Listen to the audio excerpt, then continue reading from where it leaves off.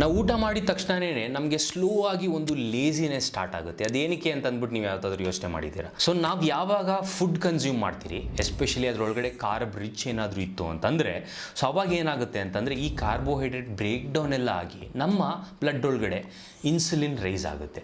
ಈ insulin rice ಆಗೋದ್ರ ಜೊತೆ ನಮ್ಮ ಸೆರೋಟೋನಿನ್ ಕೂಡ ಇನ್ಕ್ರೀಸ್ ಆಗ್ತಿರುತ್ತೆ. ಈ ಸೆರೋಟೋನಿನ್ ಇನ್ಕ್ರೀಸ್ ಆಗೋದ್ರಿಂದ ನಮ್ಮ ಮೈಂಡ್ ಆ್ಯಕ್ಚುಲಾಗಿ ಸ್ವಲ್ಪ ಕಾಮರ್ ಆಗ್ತಿರುತ್ತೆ.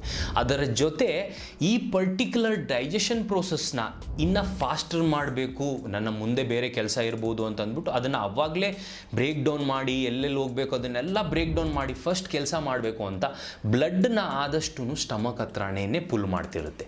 ಅದು ಎರಡನೇ ಕಾರಣ. ಸೊ ಸೆರೋಟೋನಿನ್ ಇನ್ಕ್ರೀಸ್ ಆಗ್ತಿರುತ್ತೆ, ಬ್ಲಡ್ ಫ್ಲೋ ಏನಿರುತ್ತಲ್ಲ ಜಾಸ್ತಿ ಸ್ಟಮಕ್ ಹತ್ರ ಇರೋ ಕಾರಣದಿಂದ ನಮಗೆ ಈ ಡಿಸಿನೆಸ್ ಆಗಿರ್ಬೋದು, ಇಲ್ಲಾಂತಂದರೆ ಸ್ಲೋಲಿ ಲೆಥಾರ್ಜಿಕ್ ಫೀಲಿಂಗ್ ಆಗಿರ್ಬೋದು, ಇಲ್ಲಾಂತಂದರೆ ಲೇಸಿ ಫೀಲಿಂಗ್ ಆಗಿರ್ಬೋದು, ಇಲ್ಲಾಂತಂದರೆ ನಿದ್ದೆ ಬರೋ ಥರ ಅನಿಸ್ತಿರ್ಬೋದು. ಸೊ ಇದೆಲ್ಲ ಫೀಲಿಂಗು ಆ್ಯಕ್ಚುಲಾಗಿ ಒಂದು ಹೈಯರ್ ಕಾರ್ಬೋಹೈಡ್ರೇಟ್ ಮತ್ತು ಒಂದು ಹೆವಿ ಮೀಲ್ ಕನ್ಸ್ಯೂಮ್ ಮಾಡಿದಾಗ ಮೇಜರ್ಲಿ ನಾವು ಎಕ್ಸ್ಪೀರಿಯನ್ಸ್ ಮಾಡ್ತೀವಿ.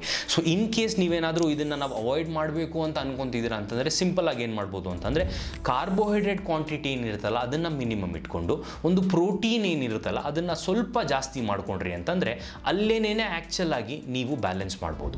ಸೊ ಅಂದರೆ ನಿಮ್ಮ ಬಾಡಿ ಒಳಗಡೆ ಇನ್ಸುಲಿನ್ನು ಇನ್ಕ್ರೀಸ್ ಆಗ್ತಿರೋದಿಲ್ಲ, ಆಮೇಲೆ ನಿಮಗೆ ಅಲ್ಲೇನು ಈ ಲೇಸಿನೆಸ್ ಏನು ಟ್ರಿಗರ್ ಆಗಬೇಕಾಗ್ತಿರುತ್ತೆ ಅದು ಕೂಡ ಜಾಸ್ತಿ ಆಗ್ತಿರೋದಿಲ್ಲ. ಏನಕ್ಕಂದರೆ ನೀವು ಓವರ್ಲೋಡ್ ಕೂಡ ಮಾಡ್ತಿರಲ್ಲ, ಅದರಿಂದ ಜಾಸ್ತಿ ಬ್ಲಡ್ಡು ಆ್ಯಕ್ಚುಲಿ ಸ್ಟಮಕ್ ಹತ್ರ ಫುಲ್ ಆಗದಿರೋ ಕಾರಣದಿಂದ ನೀವು ಆ್ಯಕ್ಟಿವ್ ಕೂಡ ಇರ್ತೀರ.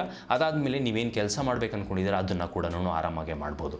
ಸೊ ಹೋಪ್ಫುಲಿ ಈ ಪರ್ಟಿಕ್ಯುಲರ್ ವಿಷಯ ನಿಮಗೆ ಅರ್ಥ ಆಯಿತು ಅಂತ ಅನ್ಕೊತೀನಿ. Don't forget to share with your friends. Take care, bye.